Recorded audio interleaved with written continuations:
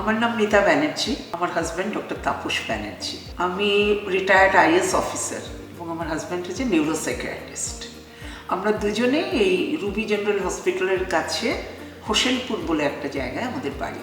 আমরা খোঁজ করছিলাম যে হোম লিফট কিভাবে করতে পারে, কারণ আমরা এরকম কনভেনশনাল যে লিফট আছে বাড়ি খুঁড়ে এসব হ্যাজার্ডস এই ঝামেলা নিতে চাইনি। তো হোম লিফট খোঁজ করতে করতে আমরা গুগল সার্চ করি এটাকে জানতে পেরেছি। ইলেকট্রিসিটি কনজাম্পশন নিয়ে কোনো রকম কমপ্লেনের কিছু নেই। এটা খুবই সামান্য ইলেকট্রিসিটি কনজাম্পশন হয় এবং তাতে ইলেকট্রিক বিলের খুব বেশি কিছু তারতম্য হয় না।